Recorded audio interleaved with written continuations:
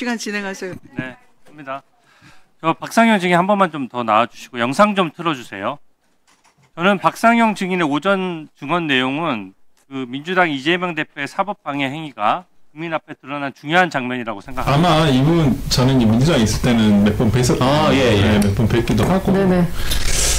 이재명 당시 대표의 어떤 소송 관계라든지 이런 법적 분쟁을 거의 컨트롤 타워였어요. 내부적으로는 다 이게 다 컨트롤을 하고 있었었고, 그러니까 상황도 파악을 하고. 저도 이분한테 전화 드렸었죠. 어떻다. 이렇게 다 얘기도 했었었고, 그래서 본인 다 알고 있죠. 자, 이게 지금 설주한 변호사 영상을 본 건데요. 며칠 전 방송에서 얘기했습니다.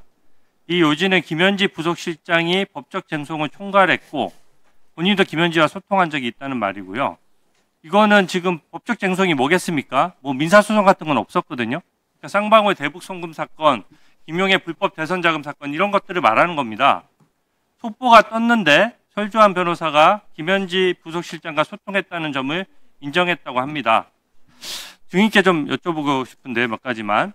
아까 설주한 변호사로부터 이제 들은 내용을 말씀하셨는데 김현지 당시 보좌관으로부터 질책을 받고 그 변호를 그만두게 됐다는 말을 듣고 상부에 보고했다라고 했잖아요. 그 상부는 어디를 얘기하는 겁니까? 저희 수사팀에 제가 그때 당시에 평검사였기 때문에 부장검사에게 보고했습니다. 네, 부장검사에게 실제로 보고를 했나요? 보고했습니다. 네.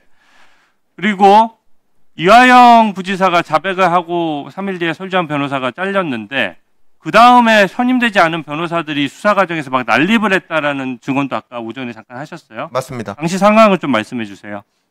네, 당시 그 설주한 변호사가 없어져서 사실 이화영 당시 전 부지사가 굉장히 불안해하면서 자기는 설주한 변호사가 굉장히 절박하게 필요하다고 얘기를 했었고 설주한 변호사랑 계속 연락할 수 있게 해달라고 얘기를 많이 했었는데 설주한 변호사가 뭐 굉장히 모욕을 많이 당했는지 그에 응하지 않았던 상황이었습니다. 그래서 저희는 사실 변호인이 없었기 때문에 조사가 굉장히 어려웠고 그래도 변호인 없는 상태에서 조사를 받겠다고 해서 저희가 조사를 하고 있는 와중에 갑자기 어떤 변호사가 저희 조사실로 누구요? 어느 변호사입니까? 아십니까?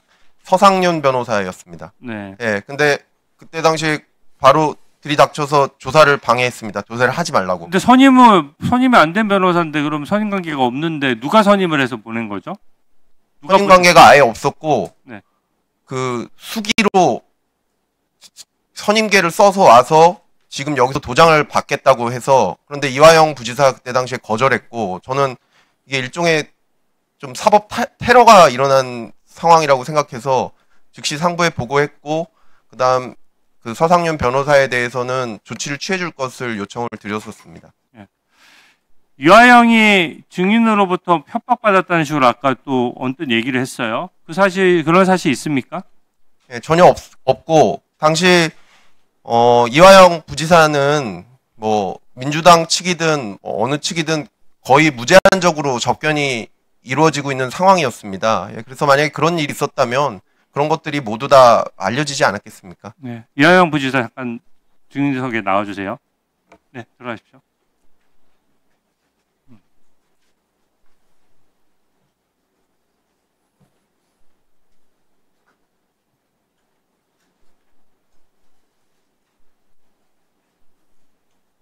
증인, 설주한 변호사가요. 지금 속보가 떴는데 김현지 씨와 접촉을 한 게 그 당시에 맞다라고 시인을 했거든요.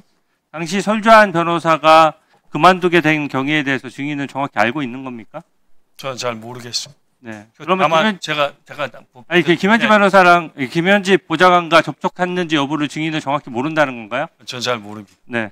몇 가지만 확인하고요. 얘기 드릴게요. 그다음에 아까 저기 박상영 검사 얘기는 그겁니다. 증인이 허위로 자백했다 그러면 증인만 알고 있는 사실을 어떻게 나한테 털어놓을 수 있느냐. 네? 특히 뭐라고요? 다시 한번. 그러니까 증인이 만약에 허위 자백을 했다면 증인만 알고 있는 사실, 국정원에서 어떻게 문건을 우리가 확보할 수 있겠느냐 이렇게 증언을 하잖아요.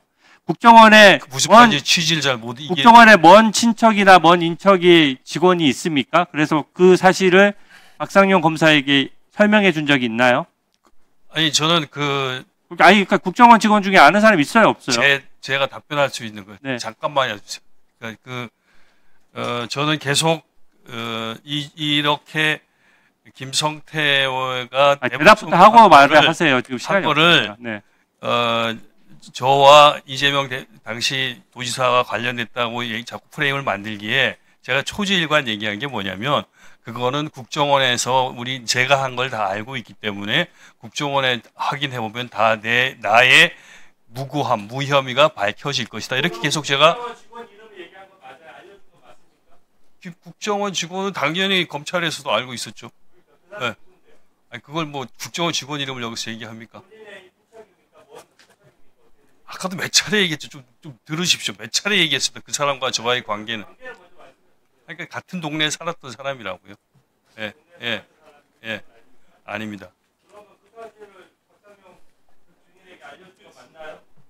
아니, 그건 검찰에서 이미 다 알고 있었다니까요. 다. 아니, 뭐, 그거야 뭐 검찰이 제가 어떻게 알겠습니까? 그거에 대해서 검찰이 어떻게 알고 있는지. 그리고 제가 주진우 의원님 나온 김에 한 가지 좀 드리고 싶은 말씀이 있는데요. 저 고발 또 하셨던데, 그거 기억하십니까?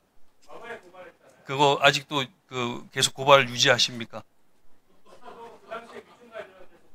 위증한 거 아니고 또 있습니다. 하도 고발을 많이 해서 기억을 못 하시죠? 그렇지 않아요. 다른 취지인데, 네. 제가 그 부분에 대해서 저도 다시 고발을 하겠습니다. 알겠습니다. 네.